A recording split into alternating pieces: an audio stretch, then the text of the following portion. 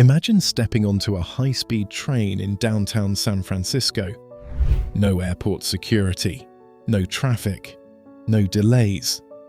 Just a smooth departure, accelerating to over 200 miles per hour and arriving in Los Angeles in less than 3 hours. That was the vision. Back in 2008, California voters approved one of the most ambitious infrastructure projects in US history. A high-speed rail system that would connect major cities across the state and completely transform how people travel. At the time, the promise sounded realistic. The cost was estimated at around $33 billion. The completion date, 2020. But today, more than 15 years later, that train still doesn't exist. Instead, the project has become one of the most controversial megaprojects in the world. Costs have exploded, timelines have collapsed, and critics are now calling it something very different. A train to nowhere. So what actually happened? How did one of the most promising transportation projects in the United States turn into a decades-long struggle? And more importantly, will it ever be finished? To understand why this project matters so much, you have to go back decades. High-speed rail is not a new idea.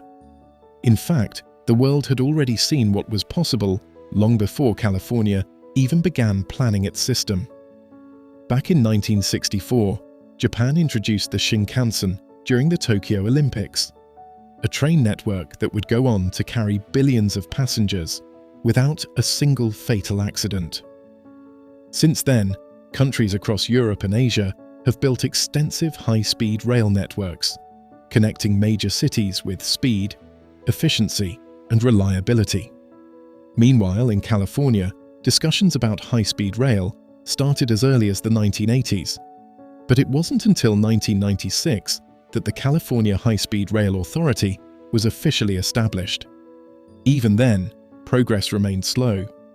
The real turning point came in 2008, when voters approved a $9 billion bond to finally push the project forward. And the plan was massive: an electric train system connecting Los Angeles to San Francisco in just 2 hours and 40 minutes, eventually expanding across the state, reaching Sacramento in the north and San Diego in the south, creating a network of around 800 miles with dozens of stops. On paper, it wasn't just a transportation project. It was a complete transformation of California's infrastructure. But from the very beginning, one decision sparked massive debate. Because instead of directly connecting San Francisco and Los Angeles along the most obvious corridor, the project was designed to pass through California's Central Valley. At first glance, that choice didn't make sense to many people.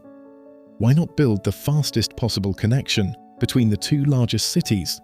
Why take a detour through farmland? But there was a reason for it.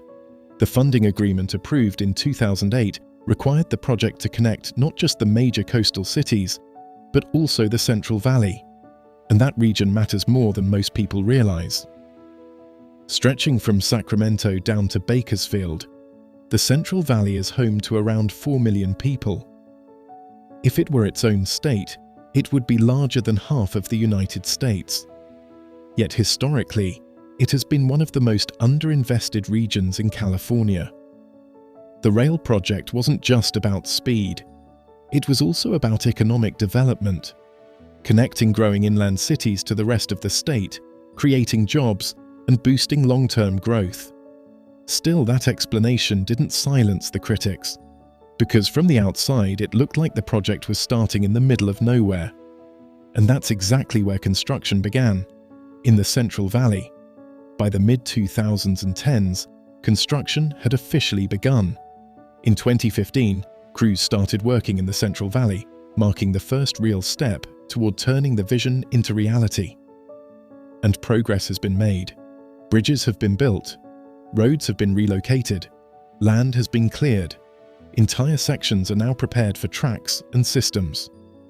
Today, around 119 miles are actively under construction, with plans to have an initial operating segment between Merced and Bakersfield ready sometime in the early 2030s. But behind that visible progress, serious challenges were already slowing everything down. One of the biggest obstacles was something most people don't see. Regulation. California has some of the strictest environmental and safety standards in the world. Before construction can even begin, projects must go through an extensive environmental review process. And that process is expensive. In this case, it cost around $1.3 billion before any major construction materials like steel or concrete were even used. Then came another major issue: land. Building a railway across hundreds of miles means crossing private property. And in the United States, property rights are taken seriously. That means negotiations, compensation, and sometimes legal battles. At one point, the project faced more than a dozen lawsuits, challenging everything from land acquisition to environmental compliance. Each delay added time. Each delay added cost. And slowly, the original plan began to slip further out of reach. Because while delays were one problem, the real issue was money. From the very beginning, the project never had full funding. The original $33 billion estimate was only meant to cover part of the system, not the entire network. And as time passed, costs didn't just increase, they exploded. Today, the total estimated cost to fully connect San Francisco and Los Angeles has climbed to as much as $128 billion. That's nearly $100 billion over the original expectations. And the funding gap is massive. California is covering a large portion through state programs, but the project heavily depends on federal support to move forward.